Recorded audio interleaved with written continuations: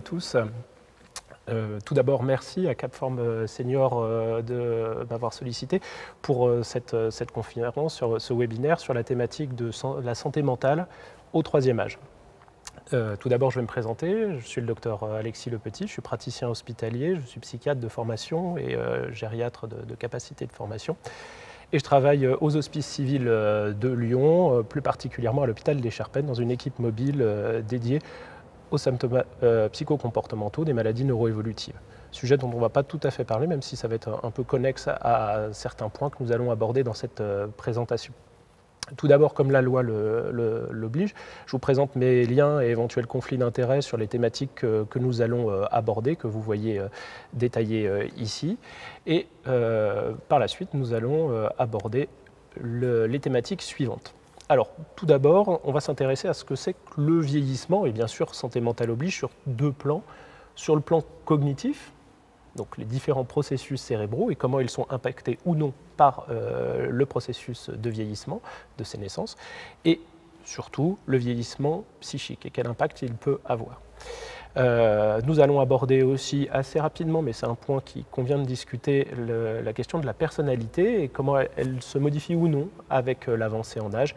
Et on terminera sur une partie importante de ce webinaire, à savoir la problématique de la dépression, des troubles dépressifs chez le patient âgé.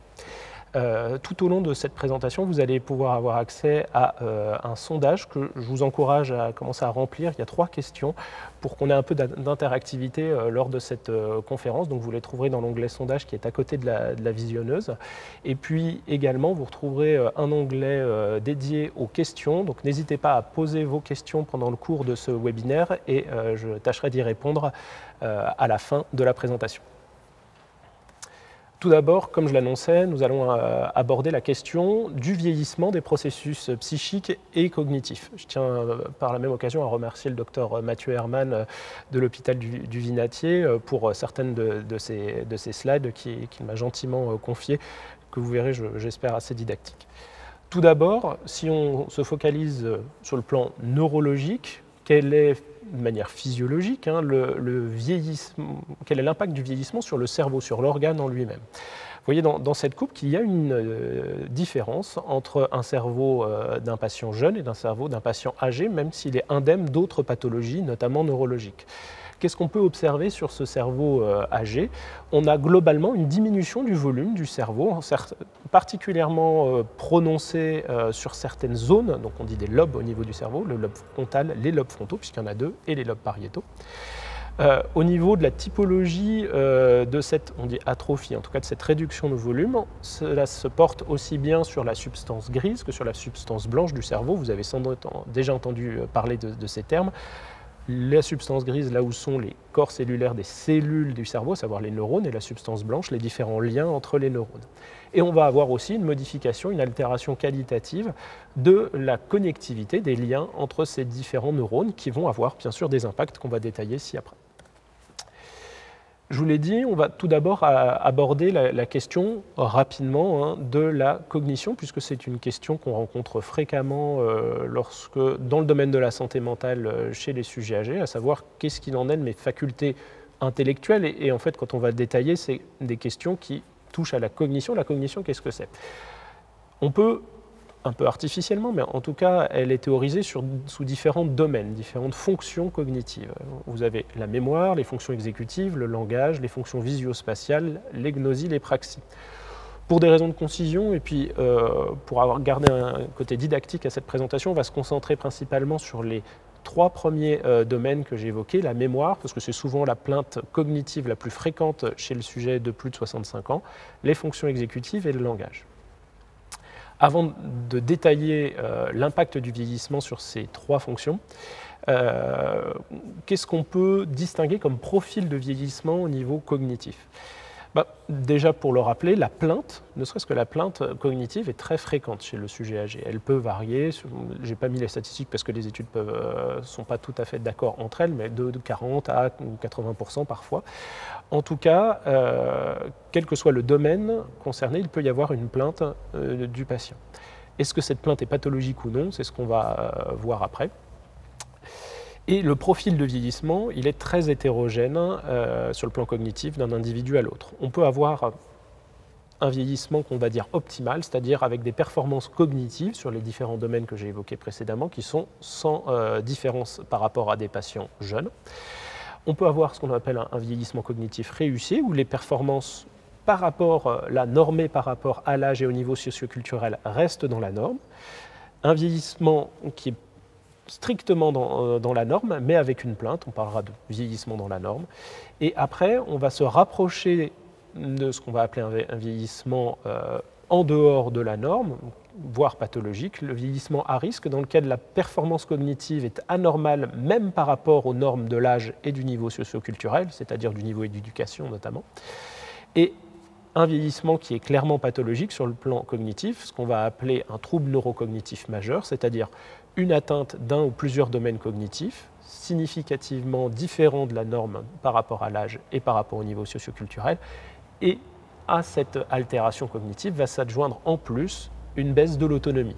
Et tout cela forme ce qu'on appelle maintenant le syndrome dit de trouble neurocognitif majeur et qu'on connaissait encore jusqu'à quelques années sous le terme de démence. Démence, c'est un terme qui est pourtant très stigmatisé, mais qui médicalement revêt le sens que je viens de vous donner, à savoir une altération neurocognitive sur un ou plusieurs domaines avec une perte d'autonomie.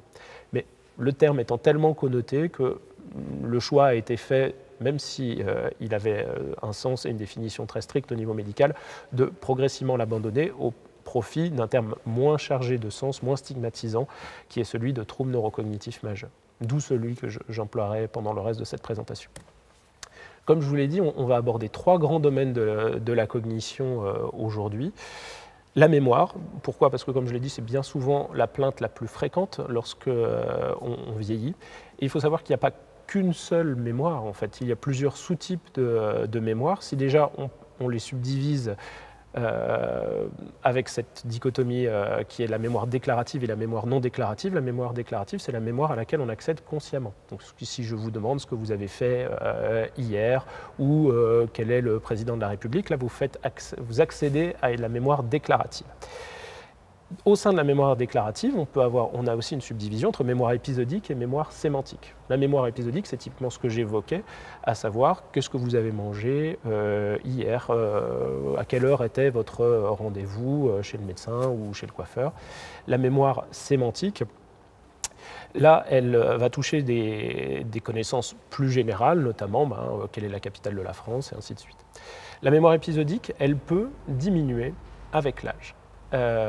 Tout ça, bien sûr, est à corréler en fonction des résultats des tests avec les normes qui sont établies aussi pour l'âge. Tous les domaines que je vais vous présenter, à tous ces domaines-là existent différents tests et tous ces tests, bien sûr, ont été normés, c'est-à-dire qu'on a à notre disposition, lors d'une consultation mémoire, les normes pour l'âge et pour le niveau socio-culturel jusqu'à des âges très avancés. Donc on peut aussi comparer la performance à ces tests à la norme, mais si on suit ne serait-ce que ces normes, on voit que sur la mémoire épisodique, il peut y avoir une diminution. Sur la mémoire sémotique, normalement, il n'y a pas de diminution, pas d'altération avec l'âge, tout comme un autre type de mémoire non déclarative, donc celle à laquelle on n'accède pas consciemment, typiquement la mémoire procédurale, par exemple faire du vélo, conduire une voiture, alors qui n'implique pas que la mémoire, mais vous voyez bien que toutes ces choses-là, vous les faites sans y penser, sans avoir à faire un effort conscient pour accéder aux informations.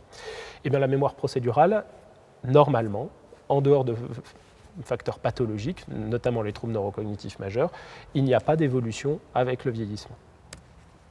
Si on prend maintenant les fonctions exécutives, c'est un domaine un petit peu plus spécifique, qui est moins connu du grand public par rapport à la mémoire, ce sont tout ce qui concerne les fonctions de contrôle, qu'elles soient des processus cognitifs en eux-mêmes, du comportement, qui vont intervenir dans des situations nouvelles, peu familières, notamment lorsqu'on va devoir planifier des choses, les organiser, et qui va inclure aussi l'attention et parfois, pour certains auteurs, la vitesse de traitement de l'information.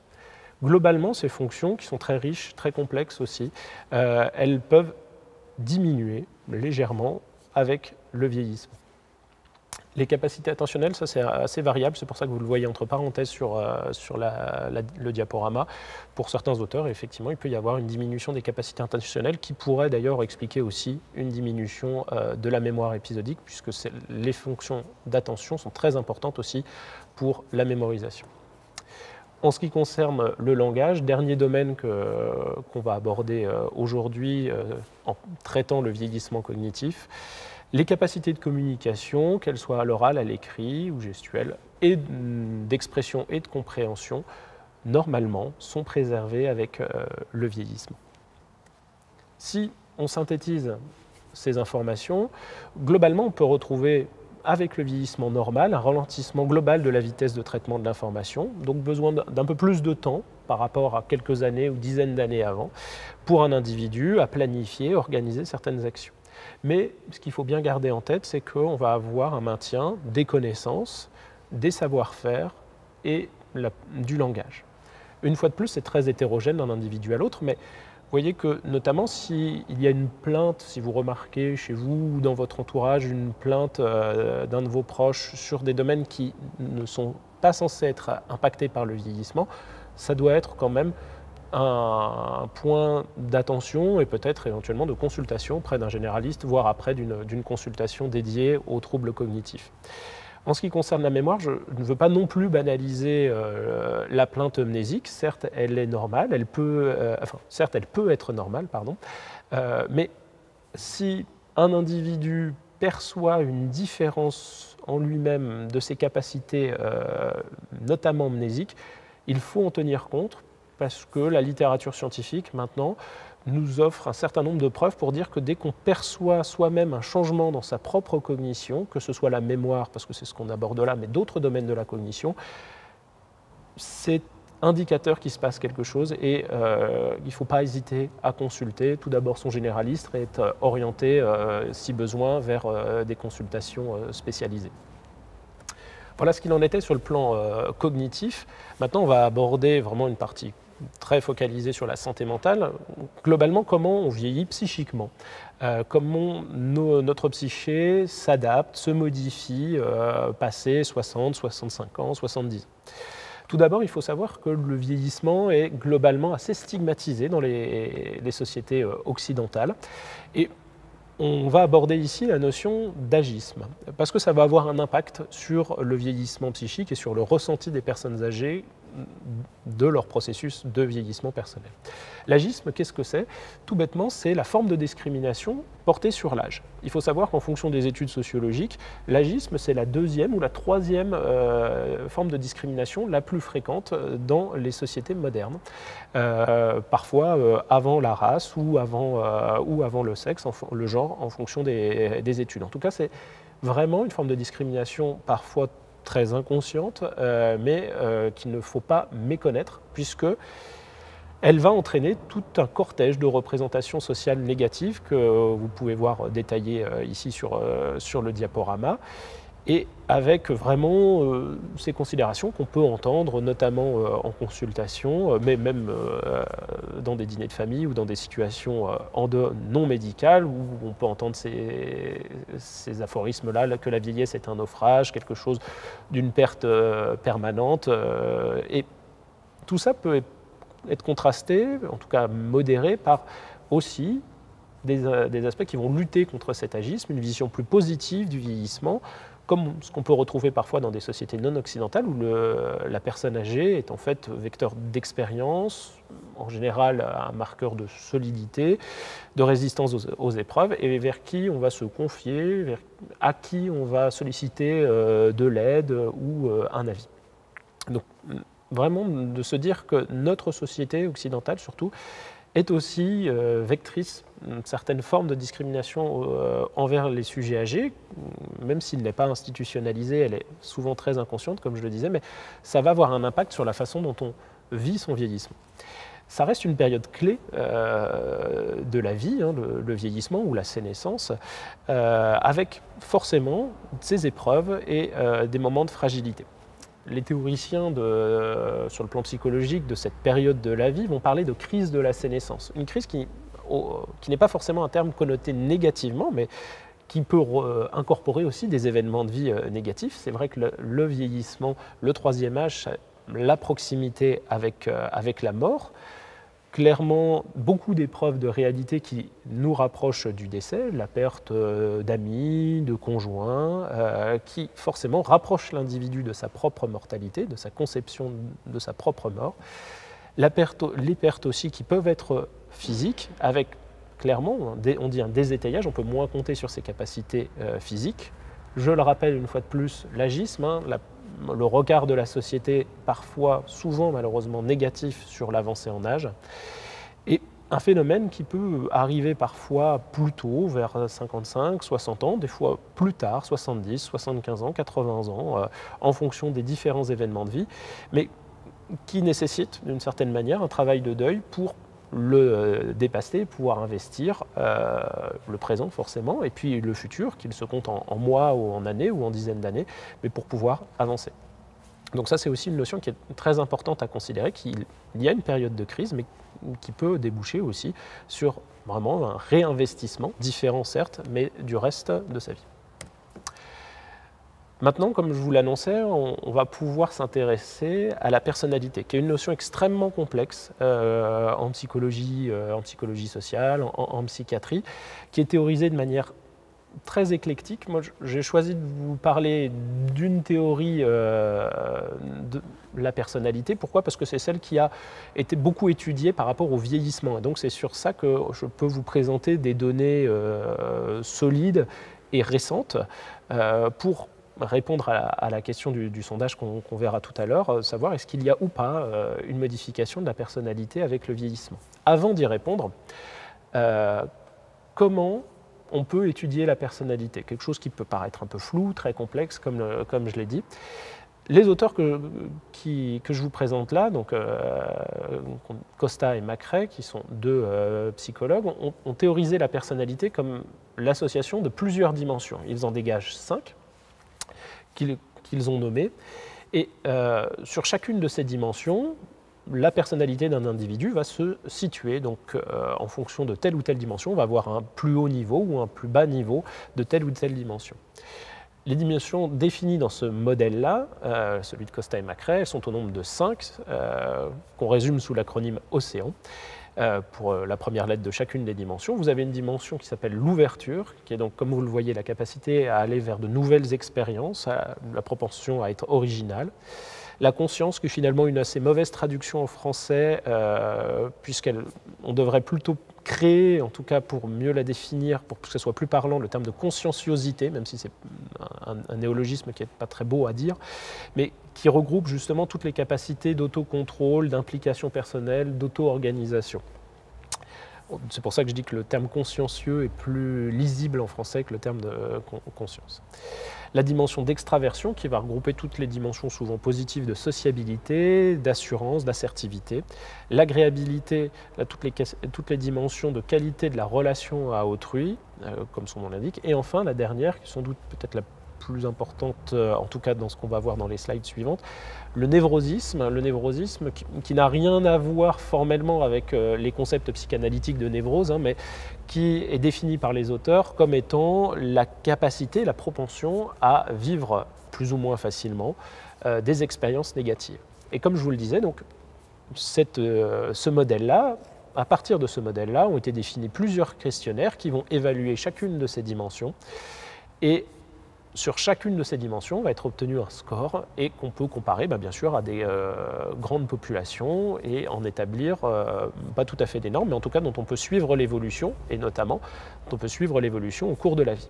Alors, c'est encore même plus complexe puisque chacune des dimensions est subdivisée en facettes. Je n'ai pas le temps de le définir, mais si vous le souhaitez, le diaporama, en plus d'être capté, il sera disponible au format PDF sur le site internet, si vous voulez vraiment avoir le détail de ce modèle qui est très très intéressant et qui permet d'étudier dans beaucoup de situations, de l'adolescence jusqu'à l'âge très avancé, la personnalité chez le sujet âgé. Justement, du coup, arrivons à une des questions de sondage que nous vous posions en début de présentation. À votre avis, est-ce que la personnalité va se modifier avec l'âge ou est-ce que c'est un concept rigide et qu'elle ne se modifiera pas passé 20-30 ans? Alors oui, on a eu un retour des personnes sur la personnalité ne se modifie pas avec l'âge. Donc c'est assez, ça se vaut assez, on a 57% de non et 43% de oui. Je suis assez surpris de ces résultats, puisque, comme je vous le disais, le présupposé, puis même, je vais dire, même en médecine et en psychologie, c'est de se dire que la personnalité va assez peu évoluer, est un concept fixé, rigide même, passé un certain âge, passé 25, 30 ans. Et qu'après, les dimensions vont assez peu se modifier. Ben ça, c'est une idée qui est clairement battue en brèche par différentes études. Là, je vous cite sans doute une des plus récentes, qui est en plus qu'elle a l'intérêt de synthétiser d'autres études, donc de faire vraiment un travail de synthèse de l'état de la littérature scientifique sur le sujet. Et en plus, comme vous voyez dans le nom des auteurs, ce sont les concepteurs de ce modèle dimensionnel à 5 dimensions, donc Costa et Macri, qui ont conduit cette étude, donc une source qui est très intéressante, notamment de par ses auteurs, et qui, avec un assez haut degré de preuve, nous montre que les dimensions de personnalité, donc in fine la personnalité des individus, évoluent avec l'âge. Comment elle évolue? Si on reprend les 5 dimensions, on en a 4 où globalement la littérature semble assez consensuelle pour dire qu'elles vont se modifier. Si on les reprend une à une, vous voyez assez clairement le névrosisme, donc la propension à vivre des affects négatifs, ce qui n'est pas forcément pathologique, hein, c'est normal de vivre de la peur, c'est même un mécanisme adaptatif qui est très intéressant pour la survie de l'humanité. Mais ce névrosisme va augmenter, pas forcément d'un facteur très important, mais va augmenter au fur et à mesure de l'avancée en âge. A l'inverse, 3 autres dimensions vont, elles, avoir tendance à diminuer. L'extraversion, l'ouverture et la conscienciosité. Donc, parfois sur quelques points, hein, si on utilise les chiffres, parfois sur des valeurs un peu plus importantes, on voit l'évolution de ces dimensions de personnalité d'un individu, si on peut le suivre sur toute sa vie, sans qu'on soit dans un processus pathologique. Mais la personnalité serait, je reste prudent parce que la science continue à avancer dans ce domaine-là, mais quelque chose de beaucoup plus plastique qu'on ne le pense et susceptible d'évolution, notamment au gré des expériences de vie notamment. Maintenant, pour terminer, nous allons aborder la question, je dirais centrale, quand on parle de santé mentale au 3e âge, qui est la question des troubles dépressifs. Alors, troubles dépressifs, qu'est-ce que ça peut recouper? On peut parler de déprime, de dépression. Clairement, au niveau médical, au niveau psychiatrique, quand on parle de dépression, on utilise en fait un autre terme, à savoir celui d'épisode dépressif caractérisé. Pourquoi? Parce qu'il est défini par des critères qui sont assez durs, quand je dis durs, c'est en tout cas qui sont très normés, que vous voyez sur ce diaporama, que je ne vais pas citer un par un, mais en tout cas pour vous dire que pour aboutir au diagnostic de dépression, il faut quand même un certain nombre de symptômes, bien sûr au premier rang desquels l'humeur dépressive, la tristesse, qui s'accompagne d'une perte d'intérêt et de plaisir. Sur un critère de durée aussi, il faut que l'épisode considéré dure au moins depuis 2 semaines et que les symptômes soient présents tous les jours ou presque tous les jours. À ces symptômes très principaux de l'épisode dépressif caractérisé vont s'adjoindre d'autres symptômes, la perte de l'appétit ou au contraire son augmentation, surtout dans les dépressions saisonnières, notamment automnales dans la période qu'on peut vivre, les troubles du sommeil qui sont plutôt à type d'insomnie, la perte d'énergie, la fatigue, l'asthénie, le terme médical. Et après, si on va plus loin dans l'intensité des symptômes dépressifs, un sentiment clair de dévalorisation, voire de culpabilité. Tout ça, ces critères-là que vous voyez ici sont des critères qui ont été définis, sont des critères anglo-saxons, sont les critères américains d'épisodes dépressifs caractérisés, mais qui sont beaucoup utilisés de par le monde et qui vont permettre d'aboutir au diagnostic et, in fine, à la prise en charge, qu'elle soit médicamenteuse et ou psychothérapique. Ces critères-là, si vous en regardez le détail, hormis pour les patients jeunes ou adolescents, ils ne sont pas modulables en fonction de l'âge. Or, on va voir que pourtant la dépression chez le sujet âgé, elle est parfois atypique. Je reviendrai un peu sur cette question des critères diagnostiques, mais ça va expliquer certains points qu'on va voir dans quelques minutes. Avant de les aborder, on va se replonger dans les 2 dernières questions de sondage qui étaient évoquées, savoir, pour vous, est-ce qu'il est normal d'être déprimé lorsque l'on vieillit? Est-ce que ça fait partie de la normalité d'un processus de vieillissement? Et en termes de fréquence, que ce soit normal ou pas, est-ce que globalement vous pensez que la dépression, l'épisode dépressif caractérisé, si on parle en termes médicaux, est plus fréquent chez un sujet âgé, chez les sujets âgés, après 65 ans par exemple, par rapport à des sujets adultes plus jeunes? Alors, pour la première question, selon vous, est-il normal d'être déprimé quand on vieillit? On a une réponse à hauteur de 82% pour le non, et donc 17% pour le oui. Et pour la seconde question, qui est pensez-vous que la dépression soit plus fréquente chez les personnes âgées, on est sur 72% de oui et 28% de non. D'accord, merci. Alors, est-ce que c'est normal? Clairement non.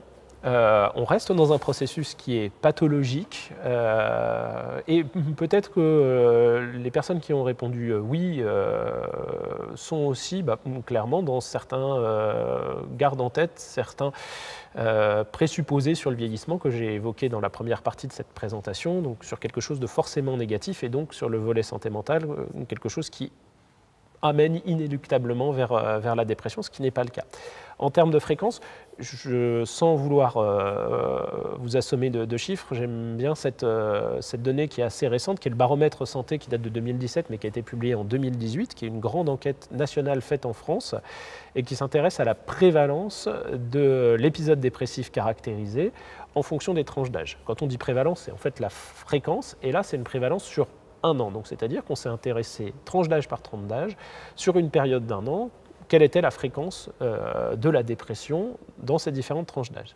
Et vous voyez que globalement, sur la tranche d'âge 65-75 ans, alors on pourrait, quid de ce qui se passe après 75 ans, là l'étude n'y répond pas, mais on a plutôt une diminution de la fréquence. C'est effectivement le cas, en tout cas on ne va pas avoir de surprévalence des troubles dépressifs caractérisés chez le sujet âgé. On peut cependant un tout petit peu nuancer ce résultat-là, même si ça n'est pas la normalité, même si la fréquence n'est peut-être pas très différente de celle de l'adulte jeune. Comme je vous le disais initialement, les critères de dépression qui sont utilisés pour ces études-là, ils ne sont pas spécifiques à l'âge. Ce sont les critères principalement que je vous ai exposés dans la slide précédente.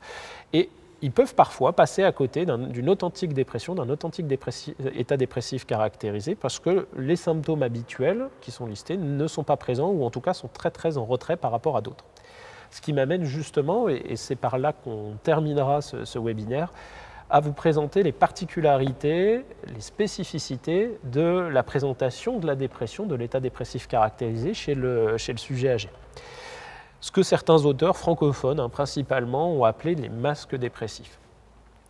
Ça, c'est une notion qui est assez française, mais qui est vraiment cliniquement très intéressante et qui conçoit l'état dépressif caractérisé, parfois, chez le sujet âgé, comme étant masqué, c'est-à-dire que les symptômes, on dit cardinaux, c'est-à-dire principaux de la dépression, à savoir la tristesse, l'aboulie, c'est-à-dire la perte de volonté, de motivation, l'anédonie, c'est la perte de capacité à ressentir du plaisir, et enfin le ralentissement psychomoteur. Ces 4 symptômes cardinaux de la dépression sont souvent cachés, pas au premier plan, et derrière des présentations atypiques, d'où le terme de masque. Ces symptômes-là sont masqués derrière d'autres symptômes qui sont souvent beaucoup plus bruyants et qui malheureusement font passer à côté d'un diagnostic de dépression, que ce soit évidemment l'entourage, qui n'y pense pas, c'est évident, puisqu'ils sont très peu présents, ces symptômes cardinaux, et parfois même les cliniciens, donc ce qui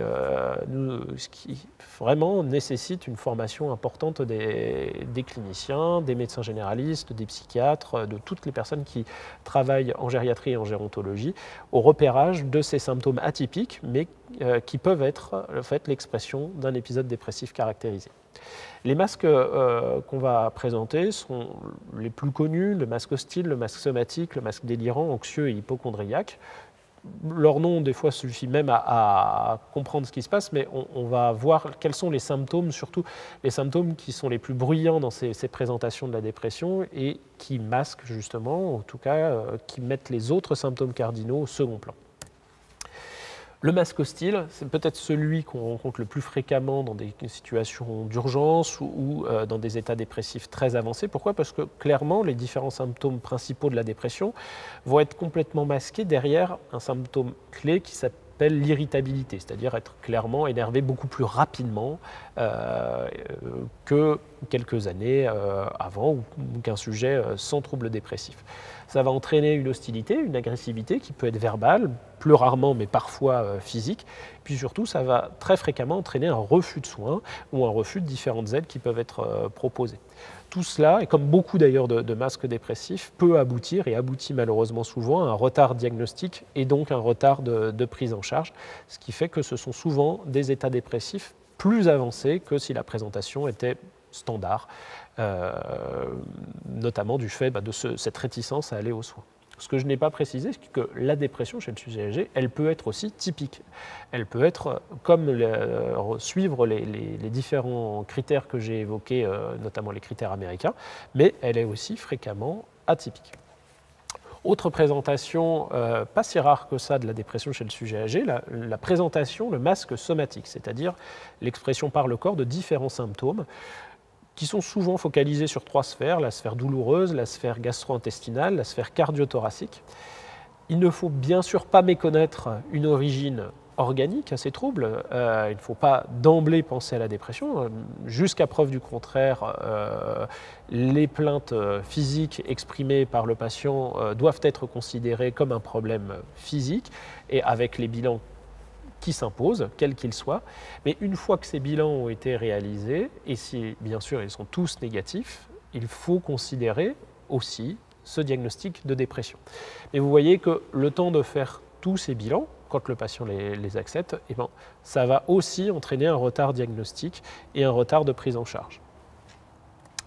Autre présentation là, qui est très fréquente, en tout cas beaucoup plus fréquente chez le sujet âgé par rapport au sujet jeune, c'est la présentation délirante. Donc, c'est-à-dire avec un trouble du contenu de la pensée, avec des pensées qui sont en dehors de la réalité et qui sont souvent sur une thématique négative, avec des idées délirantes de persécution, c'est-à-dire que le patient pense qu'on lui veut du mal, quel que soit le détail de ce délire. Le délire peut être très flou, très peu organisé, ou au contraire très structuré, très organisé. Des thématiques de culpabilité, là on va s'approcher d'un terme médical, mais qui a aussi un autre sens dans le jargon commun, à savoir la mélancolie. La mélancolie en termes médical, c'est, on va dire, le paroxysme de la dépression, en tout cas une dépression extrêmement intense, et dans laquelle on peut fréquemment retrouver des idées de culpabilité. Le patient s'en veut, se reproche des choses, et qui facilement vont évoluer vers le délire, donc peuvent se reprocher des choses qu'ils n'ont pas commis, s'auto-accuser de crimes qu'ils n'ont pas commis, et ça, c'est malheureusement assez fréquent dans la présentation du délire qui complique un état dépressif caractérisé chez le sujet âgé. Les thématiques de jalousie et les thématiques hypocondriaques. Avant-dernière présentation masque dépressif du sujet âgé, la présentation anxieuse, où là, avant même les symptômes dépressifs, on va avoir vraiment une plainte d'anxiété, d'angoisse au premier plan verbalisée par le patient, qui est souvent mixte. En psychiatrie adulte, on distingue souvent ce qu'on appelle l'anxiété généralisée de l'anxiété panique. Je n'ai pas le temps de détailler ce que c'est, mais clairement, on va avoir là souvent les 2 formes d'anxiété, c'est-à-dire un sentiment diffus d'angoisse, de mal-être, d'appréhension permanente. Et à ce sentiment-là, qui peut durer toute la journée, clairement, va s'adjoindre potentiellement des accès aigus d'angoisse qu'on appelle des attaques de panique. Au maximum, on peut avoir une forme qui va presque entraîner une confusion avec une déréalisation, c'est-à-dire une perte de la sensation d'être en contact avec la réalité, une désorientation et des troubles de concentration. Ce qui, de toute façon, quoi qu'il arrive, c'est une présentation comme ça, qu'elle soit liée à une dépression ou à autre chose, doit conduire à une consultation en urgence, puisque ça peut être une confusion liée à une autre problématique, notamment une problématique organique, une infection ou autre. Et enfin, la dernière présentation, qui est aussi pas si rare que ça, c'est la présentation hypocondriaque. Par rapport aux différents masques que j'ai évoqués, vous pouvez d'ailleurs le voir, c'est un peu frontière entre la présentation somatique, la présentation anxieuse, la présentation délirante. Qu'est-ce que c'est que l'hypocondrie? C'est la crainte disproportionnée, exagérée, d'être atteint soit d'une affection grave, soit ou d'un dysfonctionnement très spécifique d'un organe. Ça va bien sûr entraîner une angoisse, ça va entraîner surtout une attitude qui est souvent dans la multiplication d'examens médicaux, un nomadisme médical, et en fait très fréquemment le nomadisme médical va entraîner un retard au diagnostic. Et puis à l'extrême, surtout quand la présentation hypocondriaque va revêtir des tours délirants, une attitude presque quérulente, voire agressive, puisque le patient ne comprend pas pourquoi on ne le comprend pas, pourquoi on ne donne pas une véracité, on n'accorde pas de crédit à ces plaintes, malgré toutes les preuves qu'on peut avoir par ailleurs que tel ou tel organe fonctionne très bien et que tous les examens peuvent paraître normaux. Avant de terminer, de conclure et de répondre à vos éventuelles questions, sur la dépression, on a aussi maintenant des différentes études bien menées sur la perception des patients âgés face à leur dépression et aussi face au traitement qui est proposé à cette dépression. Les chercheurs, qu'est-ce qu'ils nous disent quand ils font la synthèse de la littérature, et c'est cette présentation de 2019 que j'ai choisi de vous présenter. Globalement, on va avoir un phénomène de banalisation. Et ça rejoint une fois de plus un peu ce que j'évoquais au début en vous parlant de l'agisme, en disant que c'est une phase normale du vieillissement, il est habituel, physiologique presque, c'est-à-dire dans la norme médicale, de devenir déprimé, de présenter une dépression lorsqu'on avance en âge. Que ça peut être aussi une réponse normale face à un stress, ce qui n'est pas le cas, heureusement. Chaque sujet âgé, quand il vit un stress, un événement de vie marquant, ne présente pas un épisode dépressif caractérisé, mais pourtant les patients qui souffrent de dépression peuvent penser ça. Et que, quoi qu'il arrive, ça va se résoudre de manière spontanée. Ce qui n'est finalement assez rare, et surtout, même si ça se résout spontanément, ça va mettre énormément de temps, et avec des conséquences dans l'intervalle qui peuvent être très importantes en termes de risque suicidaire. Pour les patients eux-mêmes déprimés, quand on les interroge, cette dépression, elle sort de cette banalisation que quand elle devient sévère, donc elle ne devient pathologique qu'à des stades sévères, et qu'on a besoin d'une aide extérieure. Mais vous voyez, tant que c'est banalisé, on n'a pas besoin d'aide extérieure. Donc c'est potentiellement même un cercle vicieux, le serpent qui se mord la queue, et avec un retard au diagnostic, et donc à la prise en charge très important. Quand on interroge les patients âgés souffrant de troubles dépressifs caractérisés, quel est leur regard sur leur traitement? Tout d'abord, en fait, très souvent, une certaine réticence, en tout cas une volonté de pouvoir se traiter eux-mêmes, du coup par des adaptations de leur environnement, de leur comportement, en essayant de ne pas y penser, en trouvant des occupations, ce qui est louable, tout à fait, ce qui n'est pas à remettre en cause, mais malheureusement, surtout quand la dépression est à des stades modérés et sévères, ce qui est largement insuffisant par rapport à toutes les autres prises en charge qu'on peut proposer, et que je vais justement vous présenter de manière très synthétique, puisque ça ferait l'objet de plusieurs heures de conférences sinon, mais je pourrais répondre à d'éventuelles questions si vous en avez.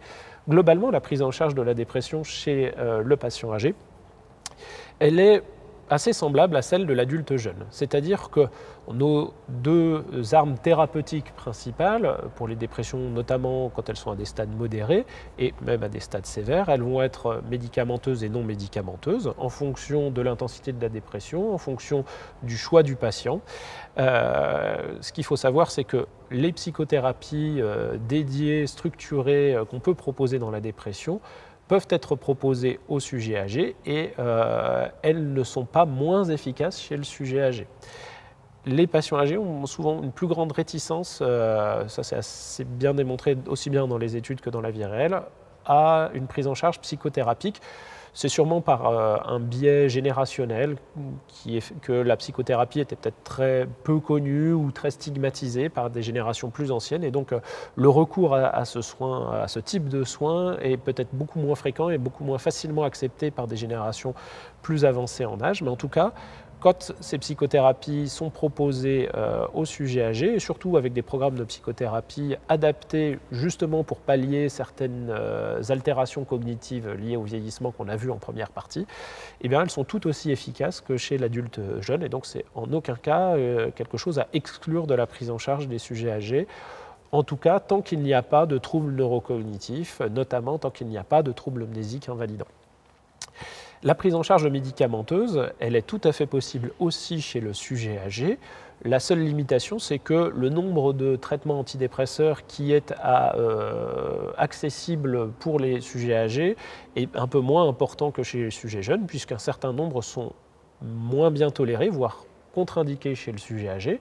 Mais il nous reste plusieurs antidépresseurs qui sont qu'il est tout à fait possible de prescrire chez le sujet âgé et qui sont bien tolérés, ce d'autant plus que le traitement est surveillé par le généraliste et ou un psychiatre. Donc, par rapport à tout ça, clairement, ça ne doit pas non plus être une réticence.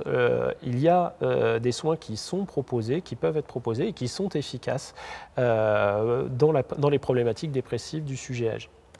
Avant de terminer, je voulais quand même aussi vous présenter quelques numéros, si jamais tout ce que j'ai pu vous dire vous inquiète, notamment au niveau, dépressif. Si vous avez remarqué, pour vous, pour un proche, des symptômes, différents interlocuteurs qui peuvent être intéressants. Tout d'abord, et là si on va à l'extrême, si jamais vous avez dans votre entourage ou même vous présentez un moment des idées suicidaires, il ne faut pas hésiter à en parler. Je vous mets ici la nouvelle ligne, alors je dis nouvelle parce qu'elle a été mise en service il y a quelques semaines, le numéro national de prévention du suicide qui est le 3114 qui vous offre une écoute 24 heures sur 24, 7 jours sur 7 et en plus peut vous orienter, vous ou un de vos proches, sur des structures adaptées de soins. C'est un numéro national. Vous avez en dessous également le numéro d'une association de l'Union nationale des amis et familles de patients qui présentent une maladie psychique, qui est un numéro national aussi. Si dans votre entourage, vous avez un patient notamment qui présente un trouble de l'humeur comme le trouble dépressif que j'ai évoqué et que vous souhaitez au mieux l'orienter, cette ligne d'écoute peut vous aider. Et puis le dernier numéro, mais là qui est plus local puisqu'on enregistre depuis le Rhône, qui est la plateforme Live, qui est un numéro qui est principalement basé sur le département du Rhône et qui peut recevoir des appels des patients et ou de leur famille, notamment si il y a une problématique dépressive, comme je l'évoquais, pour vous orienter au mieux vers les différents soins qui sont possibles. Il ne me reste plus qu'à vous remercier de m'avoir écouté et je vais également répondre aux questions qui sont apparues sur le chat. Alors oui, tout à fait, une question qui revient sur la première partie de la présentation. Quels sont les moyens pour maintenir une bonne mémoire ? Alors, les moyens pour maintenir une bonne mémoire, ils sont de plusieurs niveaux. Tout d'abord, une hygiène de vie la plus saine possible est importante. Une hygiène de sommeil aussi est importante, c'est-à-dire dormir, ne pas se restreindre en termes de sommeil, mais aussi faire attention à d'éventuelles hypersomnies, c'est-à-dire trop de sommeil dans la journée. Je pourrais répondre un peu à ce qu'on peut entendre par un sommeil normal en fonction de l'âge. Et puis, peut-être ce qui est le plus important, c'est l'activité physique. Ça, je n'ai pas tous les résultats des études en tête, mais dans les différents éléments qu'on peut mettre sous ce grand chapitre d'hygiène de vie, l'activité physique est vraiment très très importante pour maintenir son capital cognitif. Ça peut paraître pas forcément très logique, puisque globalement on fait bouger son corps, mais le cerveau en bénéficie énormément. Et puis d'ailleurs, c'est des données qu'on a même d'apprentissage chez les enfants. Les enfants apprendraient peut-être des fois même mieux en cours d'une activité physique adaptée. Donc c'est pas si illogique. Et là vraiment, on a des données qui sont assez intéressantes, en plus de tous les conseils qu'on fait de bonne hygiène alimentaire notamment. Merci. Une seconde question. Les secrets de famille peuvent-ils agir sur la santé mentale et quelles sont les éventuelles incidences ? Alors, c'est une question complexe. Je dirais que ce n'est pas le secret de famille en lui-même qui va avoir une incidence, c'est peut-être toutes les conséquences, notamment que ça va avoir dans l'entourage en termes de choses qui sont dites, non dites, sues, pas sues, et toutes les conséquences que ça va avoir en termes d'anxiété, notamment pour le sujet qui connaît ce secret de famille. Et donc, qui dit anxiété, qu'elle soit subpathologique ou même pathologique, va entraîner un stress au niveau cérébral et puis après potentiellement conduire à un état dépressif caractérisé. Ce qui ne veut pas dire que tous les secrets de famille, bien sûr, conduisent à cela, mais voilà un peu au maximum ce qui peut entraîner, quelles conséquences cela peut avoir. Très bien. Et une dernière question, un peu plus précise cette fois. Pour une personne âgée qui s'imagine voir des gens chez elle, y a-t-il un remède? Peut-elle continuer à vivre seule? Alors, là, forcément, on n'a pas tous les détails cliniques. Ce qui est vraisemblablement évoqué, c'est plus un processus de confabulation, c'est-à-dire que vraisemblablement, du fait de troubles de mémoire, le patient, pour reconstruire une réalité à peu près cohérente, va prendre des indices de son quotidien, même de sa vie passée, et souvent dire avoir vécu certaines choses, alors que les aidants familiaux ou amicaux vont dire non, c'est pas possible que tu aies vu telle ou telle personne, il est décédé, il ne vit pas là, ou ainsi de suite. Souvent, quand on a ce genre de présentation, c'est que si on fouille un petit peu, on a des patients qui présentent des troubles de mémoire et qui sont en fait dans le cadre d'un trouble neurocognitif, souvent déjà majeur. Quand on est à une étape de confabulation, c'est qu'on n'a plus conscience ou partiellement conscience de ces troubles. Et donc là, clairement, mon conseil, c'est effectivement de consulter d'abord le généraliste et une orientation vers une consultation dédiée aux troubles neurocognitifs, une consultation mémoire. On dit mémoire, mais on devrait dire consultation cognitive, pour aboutir à un diagnostic le plus précis possible, mais en tout cas, effectivement, une orientation. Je ne peux pas me prononcer sur le maintien à domicile parce que ça ne dépend pas que des symptômes. Il peut y avoir des gens avec des symptômes psychocomportementaux très avancés dans le cadre de maladies neuroévolutives qui pourtant restent au domicile parce qu'on a mis tout un étayage autour pour sécuriser ce maintien à domicile. Donc ça, c'est un facteur auquel je ne peux pas répondre. Très bien, merci. On reste sur ces questions-là. Eh ben, merci beaucoup. Merci pour toutes vos questions et puis les réponses au sondage qui étaient très, très instructives. Je remercie une nouvelle fois Cap Senior de m'avoir convié à ce webinaire et je vous souhaite la plus grande forme et la meilleure fin d'après-midi possible.